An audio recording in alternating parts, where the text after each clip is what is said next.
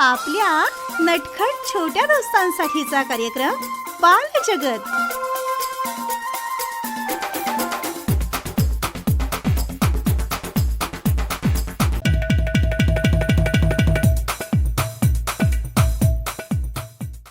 बालदोस्तांनो नमस्कार. बालजगत या कार्यक्रमात मी रेडिओ सखी कश्मीरा सावंत तुम्हा सर्वांचं मनापासून स्वागत करते. बालमित्रांनो, आजच्या या कार्यक्रमाच्या सुरुवातीलाच मी तुम्हाला एक अशी गोष्ट सांगणार आहे जी गोष्ट ऐकल्यानंतर या गोष्टीमधून नक्कीच तुम्ही काहीतरी शिकणार आहात. ही गोष्ट आहे गावात राहणाऱ्या एका छोट्याशा मुलाची, ज्याचं नाव होतं गणू. गणू वयाने लहान होता, पण जबाबदाऱ्यांनी मात्र मोठा होता. त्याच्या घरामध्ये पैसा कमी होता, पण संस्कारांची संपत्ती मात्र खूप होती. त्याचे वडील सतत आजारी असायचे. आई रोज सकाळी शेतावर मजुरीला जायची आणि गणू मात्र शाळा संपली की दुसऱ्यांच्या घरची कामं करायचा. जे मिळेल ते काम करून थोडेफार पैसे तो कमवत होता. दररोज रात्री आई त्याला जवळ घ्यायची आणि थकलेल्या हातांनी त्याच्या डोक्यावर हात फिरवत म्हणायची, गणू बाळा, आपल्याकडे पैसे नसतील, पण जो प्रामाणिकपणा आपल्याकडे आहे ना, तो जर आपण सोडून दिला तर मात्र आपण नक्कीच गरीब होऊ. त्यामुळे तुझा प्रामाणिकपणा नेहमी जपून ठेव. आईचे हे शब्द गणूच्या मनावर कोरले गेले होते. गणूची स्वप्न काही फार मोठी नव्हती. त्याला राजवाडा नको होता, पण फक्त आईवडिलांना त्रास नको म्हणून त्याला शिकून एक चांगला माणूस व्हायचं होतं. एके दिवशी गावातल्या धनाजी सावकाराने त्याला बोलवून घेतलं आणि त्याला सांगितलं, हे पैसे घे आणि बाजारातून सामान घेऊन ये. गणू बाजारामध्ये गेला त्यावेळी बाजारामध्ये भरपूर गर्दी होती. त्याने गडबडीत सामान घेतलं आणि दुकानदाराचे पैसे देऊन टाकले. दुकानदारसुद्धा घाईत होता. दुकानदाराने दिलेले पैसे गणूने घेतले आणि तो दुकानाच्या बाहेर आला. सवयीप्रमाणे त्याने पैसे मोजले, तेव्हा मात्र त्याच्या काळजाचा ठोकाच चुकला, कारण दुकानदाराने त्याला जास्त पैसे दिले होते. क्षणभर तो तिथेच थांबून राहिला. त्याचे हात थरथरायला लागले. मनात विचारांचं वादळ सुरू झालं. हे जास्तीचे पैसे ठेवून घेतले तर बाबांच्या औषधांसाठी वापरता येतील. या पावसाळ्यात घराचं छप्परसुद्धा गळतंय, ते दुरुस्त करून घेता येईल. पण तेवढ्यात त्याच्या कानामध्ये आईचा आवाज घुमला. आई म्हणते ना, चुकीच्या पैशामध्ये समाधान नसतं. त्याने पावलं वळवली आणि तो दुकानदाराकडे जाऊन शांतपणे म्हणाला, काका, तुम्ही मला जास्त पैसे दिलेत. दुकानदारसुद्धा स्तब्ध झाला. दुकानदार म्हणाला, आजच्या काळात असं कोणी नाही करत रे बाळा, तू खूप प्रामाणिक आहेस. ही गोष्ट दुकानदाराच्या मार्फत धनाजी सावकारापर्यंत पोहोचली. त्यांनी गणूला बोलावून घेतलं आणि काहीच न बोलता त्याच्याकडे बघत राहिले. म्हणाले की आज तू मला जाणीव करून दिलीस की माणसाचं मूल हे पैशाने नाही तर त्याच्या चारित्र्याने ठरतं. धनाजी सावकारांनी गणूच्या शिक्षणाची सगळी जबाबदारी स्वीकारली. गणू शिकला, मोठा झाला. एका झोपडीतल्या शाळेमधल्या मुलांना तो शिकवू लागला आणि त्याने त्या मुलांना शिकवलं की प्रामाणिकपणा हीच खरी श्रीमंती आहे. बालमित्रांनो, या गणूच्या जागी जर तुम्ही असता तर तुम्ही काय केलं असतं? बघा, विचार करा. या गोष्टीमधून तुम्ही काय बोध घेतलात हे आम्हाला नक्की कळवा.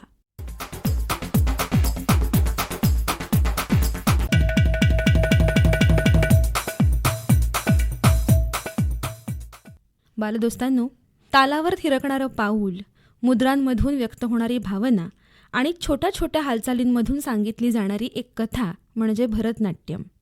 आपलं 10वीचं वर्ष सुरू असतानासुद्धा ही नृत्याची साधना करणारी एक बालमैत्रीण आपल्या स्टुडिओमध्ये आज आलेली आहे. तिचं नाव आहे अनन्या योगेश मगदूम. तिचा हा सगळा भरतनाट्यमचा प्रवास कसा आहे हे आज तिच्याकडूनच जाणून घेऊया. हाय अनन्या. हाय.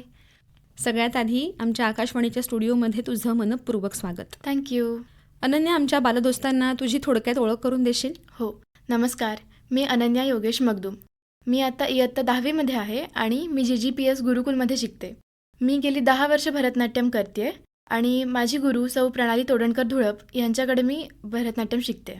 अच्छा, आता तू म्हणालीस की भरतनाट्यमचं शिक्षण तुझं चालू आहे. तुला आठवतंय वयाच्या कितव्या वर्षीपासून तू शिकायला सुरुवात केली आहेस? हो, मी वयाच्या 5व्या वर्षीपासून शिकायला सुरू केलं. मग तुला आवड कधी निर्माण झाली? जेव्हा त्याच्यामध्ये मला अभिनय करायला मिळाला, कारण मला लहानपणीपासून ॲक्टर व्हायचं होतं. कारण मालिकांमध्ये हिरोईन बघून त्यांचा मेकअप बघून मला खूप आनंद व्हायचा की मी पण असं कधीतरी करायचं. आणि जेव्हा भरतनाट्यमला गेल्यावर तिथे तुला कथा सादर करायची आहे असं जेव्हा सांगायचे, तेव्हा मला खूप आनंद व्हायचा. हं. तेव्हापासून मला भरतनाट्यममध्ये इंटरेस्ट वाढायला लागला. अच्छा. मला आपण कितीही मॉडर्न झालो तरी आपण आपल्या कल्चरसोबतच असलं पाहिजे, आपल्या कल्चरशी रुटेडच असलं पाहिजे काहीही झालं तरी. हं. हे लहानपणीपासून आईबाबांनी ठरवलंच होतं. हं. आणि लहानपणी मला वेगळ्या वेगळ्या गोष्टी करायचा छंद होता, चित्रकला किंवा असंच घरातल्या घरात काहीतरी मोनोलॉग सादर करायचा. मग आईबाबा बोलले की क्लासिकल काहीतरी करायचं, म्हणून भरतनाट्यमला करूयात. माझ्या ताईची आणि आईबाबांची ओळख आधीपासून होतीच. मग ताई जेव्हा क्लास सुरू करणार हे सांगितल्यावर आईबाबांनी म्हटलं की बघूया अनन्या किती वेळ करते. मग तिला असं बऱ्याच गोष्टी करायचा छंद आहेच. आणि जसं जसं अभिनय करायला मिळाला, स्टेजवर परफॉर्म करायला मिळालं, ते छान छान दागिने घुंगरू घालायला मिळाले, तेव्हापासून मग माझा इंटरेस्ट त्याच्यात अजून वाढत गेला. अच्छा. तुला आठवतोय तू पहिल्यांदा स्टेजवर कधी परफॉर्म केलंयस? हो, खरं तर हा खूप फनी किस्सा आहे. हं. मी जेव्हा 5 वर्षाची होते, जेव्हा नुकतंच क्लासला जायला सुरू केलं होतं, हं. एक जवळ 3-4 महिने झाले होते, हं. तेव्हा ताईने सांगितलं की असा असा कार्यक्रम आहे, या कार्यक्रमात आपल्याला परफॉर्म करायचं आहे. हं. ताईने जवळजवळ महिनाभर प्रॅक्टिस घेतली. दिवस रात्र आम्ही प्रॅक्टिसच करत होतो. त्या दिवशी सकाळी ही प्रॅक्टिस झाली, सगळं येत होतं. मेकअप केला, दागिने घातले, साडी नेसली, सगळं करून झालं. आणि जेव्हा स्टेजवर यायची वेळ आली तेव्हा मी खालून बघितलं की स्टेजवरती ते फॉग सोडतात, ती मशीन आहे आणि त्याच्यातून ते फॉग सोडतात. आणि मला इतकी भीती वाटायला लागली, खूप रडायला लागले. हं. तरीही ताईने मला अजिबात ओरडली नाही किंवा तू नको करूस असं कधीही बोलली नाही. हं. तिने मला तेव्हा शांत केलं, जवळ घेतलं, प्रोत्साहन दिलं आणि मग मला परत स्टेजवर पाठवलं. त्या दिवशी मी थोडी रडत, थोडी हसत अशी स्टेजवर परफॉर्म केलं. अरे वा. भरतनाट्यम हा एक शास्त्रीय नृत्य प्रकार आहे, हे तर आपल्या सगळ्यांना माहिती आहे. पण यापेक्षा अधिक या प्रकाराबद्दल आम्हाला माहिती देऊ शकतेस का? यामध्ये नक्की काय काय असतं? हो, भरतनाट्यमचा शब्दशः अर्थ म्हणजे भ म्हणजे भाव, र म्हणजे राग, त म्हणजे ताल आणि नाट्यम म्हणजे अभिनय. या सर्वांचे मिळून भरतनाट्यम बनते. भरतनाट्यम हे मूळ तमिळनाडू प्रदेशातील आहे अच्छा. आणि ख्रिस्तपूर्व संगम राजवटीपासून ते चालू आहे. त्याच्यामध्ये बऱ्याच देवदासी परंपरा आहेत. नंतर जेव्हा ब्रिटिशांचं राज्य होतं भारतावर, तेव्हा त्याच्यामध्ये काही नृत्यांगनांना तुम्ही नृत्य करता, तुम्ही चुकीचं करता असं काहीतरी थोडा हे झालेलं. त्यामुळे देवदासी ज्या होत्या, ज्या मंदिरात नृत्य करायच्या, त्या देवांच्या दासी होत्या, त्यांना जो राजाश्रय मिळालेला होता तो त्यांच्याकडून काढून घेतला गेला की हे काहीतरी चुकीचं करतात आपल्यासमोर. मग त्या दारोदारी फिरायच्या, नृत्य करायच्या, मग शेवटी त्या मंदिरात राहायला लागल्या. अच्छा. असं सगळं झाल्यावरती आता हळूहळू गुरु रुक्मिणीदेवी अरुंडेल यांच्यासारख्या नृत्यांगनांनी भरतनाट्यमला पुन्हा तो सन्मान, पुन्हा तेवढा दर्जा मिळवून दिला. भरतनाट्यममध्ये 3 प्रकार असतात, नृत्य आणि नाट्य. हं. नृत्य ह्या प्रकारामध्ये शुद्ध नर्तनाचा भाग असतो. मागे गाणं सुरू असतं किंवा एखादा ताल असतो, एखादा राग असतो, त्याच्यावर आम्ही पदन्यास, हावभाव आणि हस्तमुद्रांचा वापर करून एखादी रचना सादर करतो. त्यामध्ये एखादी कथा सांगितली जात नाही. दुसरं असतं ते नाट्य. हं. त्यामध्ये कथा सांगितली जाते. हं. त्याच्यामध्ये जास्त पदन्यास नसतो. म्हणजे आता आम्ही करताना रामायण, महाभारत किंवा कार्तिक स्वामी, गणपती यांच्या सगळ्यांच्या कथा सादर करतो नाट्य प्रकारामध्ये. नृत्य म्हणजे नृत्य आणि नाट्याचा संगम, अच्छा. जिथे तुम्ही नृत्यही करता आणि नाट्यही करता. तुम्ही पदन्यासही सादर करताय. तो पदन्यास सादर करता करता तुमच्या भावभावनांनी समोर प्रेक्षकांकडे एक कथा सांगण्याचा प्रयत्न करतात, असं असतं. अच्छा. आता तू म्हणालीस की हस्तमुद्रांचा तुम्ही वापर करता, हो. तर हा वापर कशा प्रकारे करता तुमच्या नृत्यामध्ये? आता नृत्यामध्ये बऱ्याच प्रकारचे हस्त वापरतो आम्ही. म्हणजे ऐकून माहिती असतं तर पताक, त्रिपताक असे असतात. तर ती कधी कधी कुठल्या गोष्टी ज्या अस्तित्वात स्टेजवर नसतात पण ते बिल्ड करायच्या असतात स्टेजवर. म्हणजे झाड दाखवायचं असतं, ढग आलेले दाखवायचे असतात, हं. किंवा आता नृत्य करताना बोलू शकत नाही हो. म्हटल्यावर तू आत ये असं जर सांगायचं असेल तर हं. ते आम्हाला हातांनी, आमच्या डोळ्यांनी आणि भावांवरून दाखवायचं असतं की तुला आत यायचंय किंवा तुला हे करायचंय, किंवा असे ढग आले आहेत, असे झाड आहे, नदी वाहतीये, किंवा कुठलीही कथाचा जो बॅकग्राऊंड असतो की अशी अशी कथा आहे रामायणामध्ये आहे की हनुमान आणि त्याचे बाकीचे वानरसेना जी असते ती दगडं उचलून त्याच्या नाव करून समुद्रामध्ये समुद्रात. टाकतात. तर तेव्हा त्याच्यावरती तर खरंच दगड आपण आणू शकत नाही. बरोबर. तर त्यावरती ते हातांनी आणि भावांनी दाखवायचं असतं की दगड जड आहे, उचलायचा आहे तो. बरोबर. हं. आणि एक ठराविक हात ठरलेले असतात की ह्या पलीकडे तुम्ही तुमच्या मर्जीचं असं करू शकत नाही. अच्छा, त्याला नियम आहे. नियम आहेत काही. अच्छा. तू जेव्हा शिकायला सुरुवात केलीस भरतनाट्यम, त्यावेळी सगळ्यात पहिली अशी कोणती गोष्ट होती तुला शिकवली गेलेली? भरतनाट्यममध्ये पहिल्या दिवशी गेले तेव्हा मी पूर्ण कन्फ्यूज होते हां. की काय चाललंय, मला काहीच समजत नव्हतं. सगळं नवीन होतं माझ्यासाठी. त्या दिवशी ताईने मला पहिली गोष्ट शिकवलेली म्हणजे बेसिक एक्सरसाइज, की ह्या एक्सरसाइज केल्यामुळे तुझी अराईमंडी, तुझी स्टेबिलिटी, तुझी कोर स्ट्रेंथ वाढेल. हं. आणि डोळ्यांच्या हालचाली वर खाली. नंतर भरतनाट्यमधला सगळ्यात बेसिक तट्ट नावाचा अडव असतो. अराईमंडी म्हणजे आपल्या शरीराच्या उंचीच्या अर्ध किंवा निम्म बसायचं हं. आणि त्यामध्ये पूर्ण भरतनाट्यम करतात. अच्छा. भरतनाट्यमचा बेसच त्या अराईमंडीवर असतो किंवा मुराईमंडी म्हणजे पूर्ण पायाच्या बोटांवर खाली बसायचं. त्याच्यामध्ये भरतनाट्यम केलं जातं. तर अराईमंडीमध्ये कसं बसायचं, ते उभं राहून हात कसे ठेवायचे, पाय कसे मारायचे, पायांचा आघात कसा करायचा, हे सगळं आम्हाला ताईने पहिल्या दिवशी शिकवलेलं. अच्छा. भरतनाट्यम बाबतची तुझी सगळ्यात आवडणारी गोष्ट कोणती आहे? सगळ्यात आवडती गोष्ट म्हणजे माझे घुंगरू. जेव्हा जेव्हा मी घुंगरूंकडे बघते आणि जुने घुंगरू, आत्ताचे घुंगरू, म्हणजे पहिली जेव्हा शिकायला सुरुवात केलेली तेव्हा आणि आत्ता दोन्हीमध्ये एक घुंगरू असे थोडे जुने झाले आहेत, त्यांना थोडासा गंज लागल्यासारखं झालंय, पण तरीही ते शिकवतात की मी अजून पण स्टुडंट आहे, मी कुठेही पुढे नाही गेले अजून, मला सगळं येतं असं नाहीये, मी अजून पण अच्छा. शिकते. आणि जे आत्ताचे जे नवीन घुंगरू आहेत ते मला नेहमी अजून पुढे जात राहा अशी प्रेरणा देतात. त्यामुळे वा. ते आणि माझा मेकअपमध्ये मला आवड आहेच, त्यामुळे ते सगळं मला खूप आवडतं. तू आता मेकअपबद्दल बोललीस. प्रत्येक नृत्यशैलीनुसार मेकअप वेगळा असू शकतो हो. किंवा ड्रेसिंग वेगळं असू शकतं. हो. तर भरतनाट्यमचा मेकअप आणि भरतनाट्यमची ड्रेसिंग स्टाईल याबद्दल काय सांगशील? खरं तर स्टेजवरती परफॉर्म करताना मेकअप हा डार्कच लागतो. हं. कुठलाही नृत्य प्रकार किंवा नाटक जरी असलं तरी स्टेजवरून ब्लॅकआउटमध्ये लोकांना बसलेलं दिसलं पाहिजे की तिचे आयब्रो वर येत आहेत किंवा तिच्या डोळ्यांमधून काहीतरी दुसरा भाव व्यक्त करते. हं. त्यामुळे भरतनाट्यमच्या मेकअपला आणि ड्रेस व्हायला जवळजवळ 3 तास लागतात सगळं आवरायला. हो. आणि ते करायला आम्ही बसलो की पूर्ण त्याच्यात मग्न होऊन जातो. डोळे काढणं सगळ्यात कठीण काम आहे त्यातलं, कारण ते मोठे पण हवेत पण तसे विचित्र दिसायला पण नको असतात. बरोबर. नंतर लिपस्टिक डार्क लागते, आयब्रोज तुमचे उठून दिसायला लागतात, टिकली उभी आणि मोठी असावी लागते कारण लांबून दिसली पाहिजे. बरोबर. आणि पांढरं अडवं कुंकू हे ते तमिळनाडूतून कला आलेली आहे, ह्याचं ते प्रदर्शन करू शकतं असं म्हणू शकतो आपण. हं. कारण आपल्या बऱ्याच जणांना माहितीये की तमिळनाडू किंवा साऊथ इंडियामध्ये मोस्टली ते अडवं कुंकू किंवा पांढरा गंध लावतात. हो. नंतर वेगळे वेगळे दागिने असतात, म्हणजे बिंदी असते, त्याच्यावरती बाजूला चंद्र आणि सूर्य असतात, आंबाड्यावरती लावायला पिन असतो, कानातले, त्याला वेली, गळ्यातलं हार, बांगड्या, कंबरपट्टा, नथ, 2 वेगळ्या वेगळ्या प्रकारच्या नथ, अशा सगळ्यासोबत सगळ्यात महत्त्वाची गोष्ट म्हणजे घुंगरू हं. आणि साडी. साडीचे पण काही वेगळे वेगळे पीसेस असतात, म्हणजे ब्लाऊज, पदर, त्याच्या पुढचं पंखा, दुसरा पंखा, पायजमा, सगळं वेगळ्या वेगळ्या प्रकारचं असतं. अच्छा. केसामध्ये वेणी असते, त्याला 1 पट्टीचा गजरा, 2 पट्टीचा गजरा, 2 वेगळे वेगळे वरती, 1 खाली असे आंबाडे, त्याच्यावर गजरे, त्याला अडकवलेल्या वेली, वरती बिंदी, हे सगळं मागून आणि पुढून दोन्ही साईडने तुम्ही सुंदर दिसता. म्हणजे कधी कधी उलटं फिरून डान्स करायला लागतो किंवा काही कथांमध्ये वगैरे उलटं फिरायला लागतं. त्या वेणी आणि गजऱ्यामुळे तेही मागून दिसायला सुंदर दिसतं. म्हणजे साधारणपणे 3 तासानंतर तुम्ही परफॉर्मन्ससाठी तयार होता. हो. अच्छा. तुझ्या मते भरतनाट्यममधली सगळ्यात कठीण किंवा आव्हानात्मक गोष्ट कोणती आहे?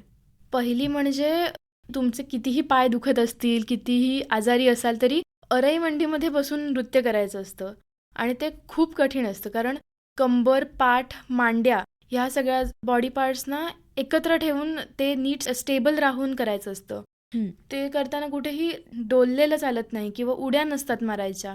पायांचा आघात तिथल्या तिथे करायचा असतो किंवा त्याच्यात सोबत पायांमध्ये जवळजवळ 3 बोटांचं अंतर पाहिजे, जास्त नाही कमी नाही, नाहीतर ते दिसायलाही वेगळं दिसतं किंवा करतानाही ते नीट करता येत नाही. ते सगळ्यात कठीण असतं. अच्छा. तू भरतनाट्यमच्या परीक्षा दिल्यास बरोबर? हो. किती परीक्षा दिल्यास? गांधर्व महाविद्यालयाच्या मी 5 परीक्षा दिल्यात. अच्छा. मग या जेव्हा परीक्षा असतात त्यावेळी असा खास काही सराव करतेस? हो.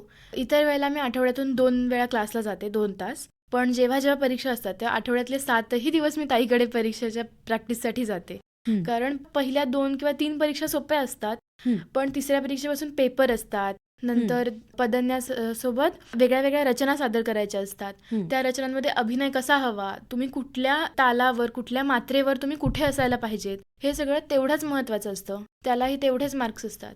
अच्छा. मग तुला काय आवडतं? शाळेचा अभ्यास करायला जास्त आवडतो का भरतनाट्यमचा अभ्यास करायला जास्त आवडतो? नक्कीच भरतनाट्यमचा आवडतो. जास्त असून सुद्धा? हो. छान, मस्त. तुझी या क्षेत्रामधली आवडती नृत्यांगना कोण आहे सांग बरं? ऑफकोर्स माझी ताई. हं. कारण पहिली गोष्ट ती माझी गुरु आहेच, हं. आणि दुसरी गोष्ट म्हणजे तिला नृत्य करताना बघायला बसलं, समोर ती नृत्य करत असेल एखाद्या परफॉर्मन्सच्या वेळेला, स्टेज परफॉर्मन्सच्या वेळेला, की आजूबाजूचं सगळं विसरून जायला होतं. हं. तिच्या भावभावना, तिचा बदन्यास, तिच्या हस्तमुद्रा इतक्या सुंदर असतात. फक्त बघत राहावं असं वाटतं. हं. आणि ती नेहमीच माझी प्रेरणा आहे. तिच्याकडे बघून मला नेहमीच वाटत राहतं, की आपल्याला पण पुढे जात राहायचंय. ताई जितक्या जिद्दीने भरतनाट्यम करते, तितक्याच जिद्दीने मला भरतनाट्यम करायचंय. तिच्याकडून अशी कुठली वेगळी गोष्ट शिकलीस तू? स्टेजवरती परफॉर्म करायला जायच्या आधी हं. काहीही झालं, कितीही पॅनिक करण्यासारखी गोष्ट झाली, हं. तरी पहिले शांत राहायचं, पटकन मॅनेज करायचं आणि स्टेजवर जायचं. हं. अजिबात घाबरायचं नाही. काहीही होत असेल, घाबरायचं नाही. कितीही पेनमध्ये असाल किंवा काहीही झालं असेल, आता ऐन वेळेला कधी कधी काहीतरी पाय लचकतो हं. किंवा झोपेमध्ये रात्री हात फिरतो, असं काय काय होतं. तेव्हा स्टेजवर जाऊन पटकन सादर करता येत नाही किंवा एखाद्या ऑडिटोरियममध्ये एसी असेल तर पाय धरतात, हं. उठत नाहीत. हं. कितीही काही झालं तरी परफॉर्म करायचं अच्छा. आणि जिद्दीने परफॉर्म करायचं. मगाशी तू म्हणालीस की भरतनाट्यमच्या माध्यमातून एखादी कथा किंवा एखादी भावना प्रेक्षकांपर्यंत पोहोचवता येते. तर अशी कुठली कथा तू सादर केली आहेस का कधी? हो, मी आत्ता मे 2026 मध्ये झालेल्या आमच्याच इन्स्टिट्यूटच्या सप्ततांडव या कार्यक्रमात होते, हं. ज्याच्यात शंकराचे 7 तांडव आणि त्याची 7 रूपं हं. हे सादर केलंय. आणि त्याच्याही आधी काही वर्ष झालेला रामायण, प्रभू श्री रामचंद्र या नृत्यकथेमध्ये मी सहभाग घेतलेला.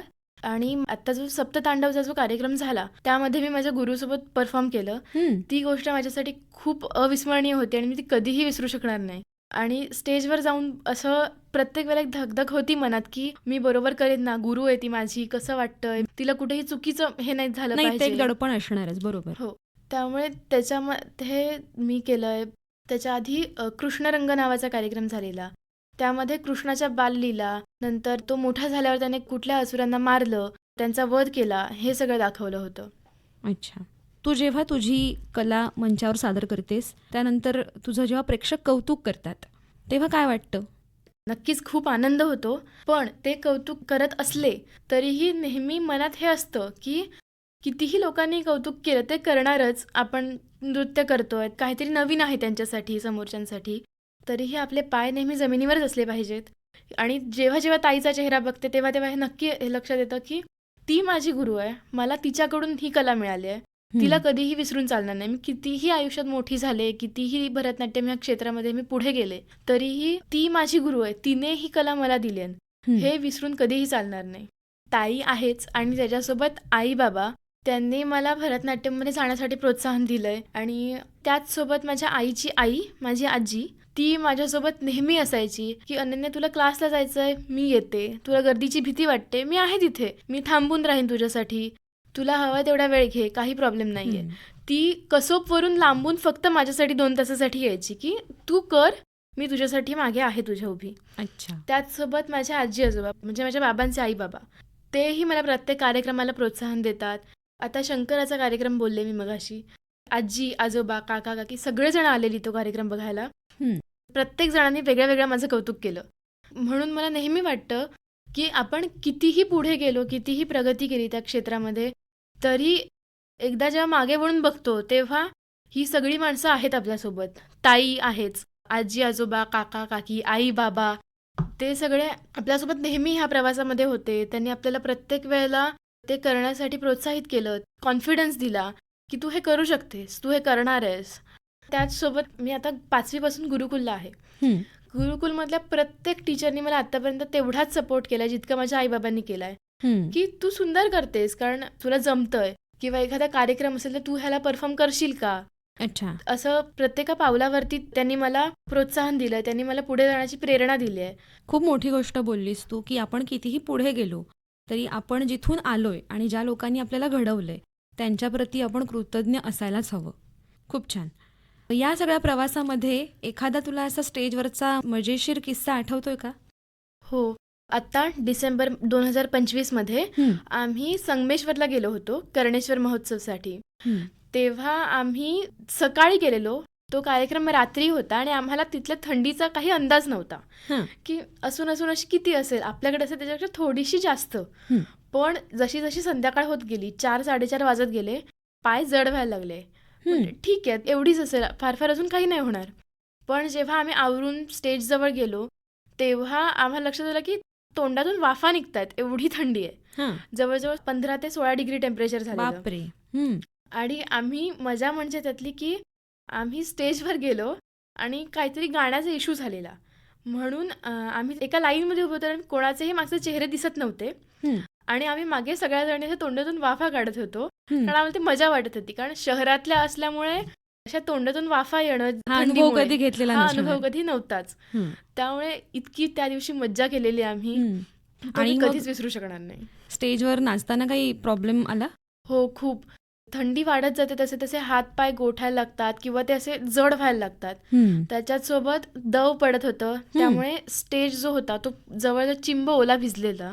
हो का? त्याच्यावरती प्लास्टिकची टेप होती, त्यामुळे त्याच्यावर पाणी पडल्यामुळे किंवा दव पडल्यामुळे पाय सरकत होते, हं. पडायला होत होतं. पण तरीही जिद्दीने सगळ्यांनी केलं. अच्छा.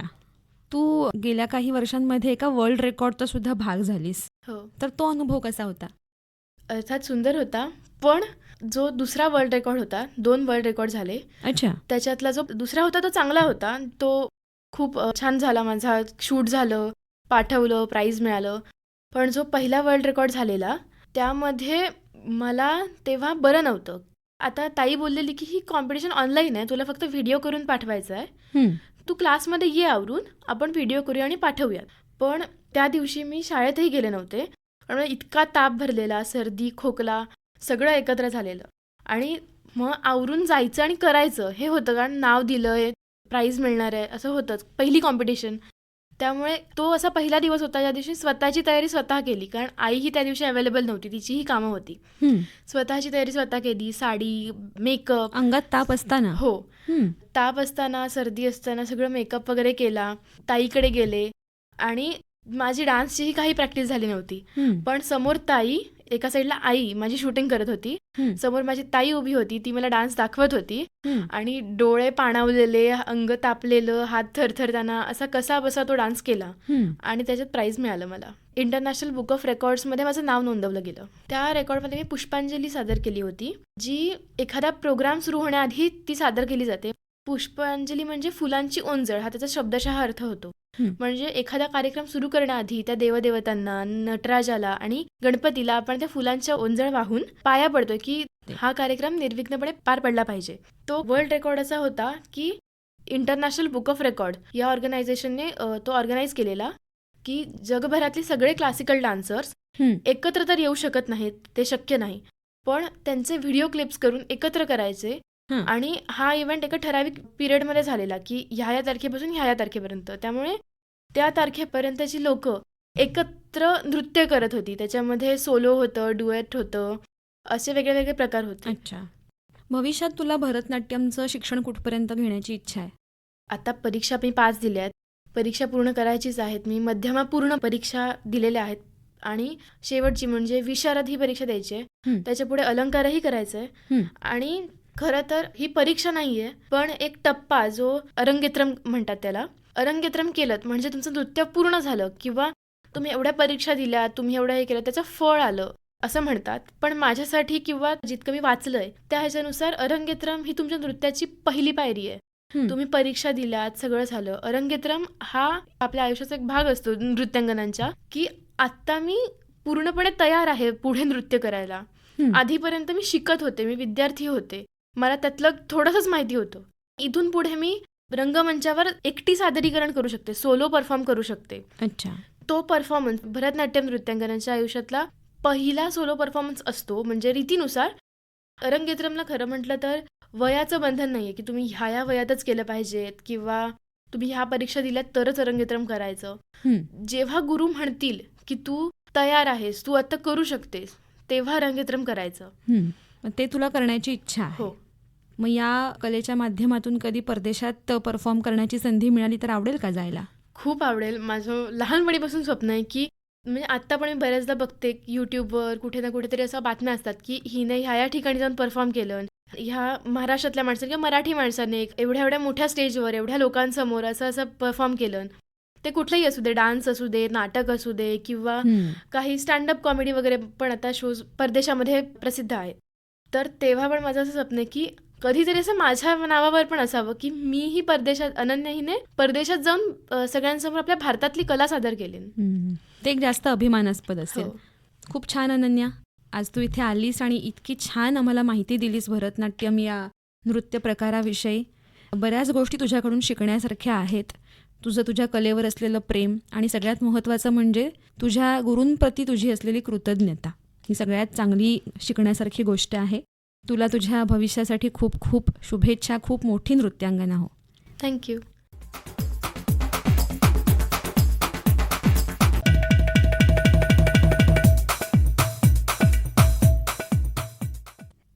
बालमित्रांनो, नृत्याची साधना करत असतानाच आपला अभ्यासही अनन्या अतिशय काटेकोरपणे सांभाळते आणि ही सुद्धा तिच्याकडून एक शिकण्यासारखी गोष्ट आहे. तुम्हालाही ज्या कलेची आवड असेल त्या कलेचं रीतसर शिक्षण घ्या आणि त्यामध्ये प्रावीण्य मिळवा. आजचा हा भाग तुम्हाला कसा वाटला हे आम्हाला जरूर कळवा. तुमच्या प्रतिक्रियांची आम्ही वाट पाहत आहोत. आज इथेच थांबते. पुन्हा भेटूया पुढच्या कार्यक्रमात. तोपर्यंत बाय बाय.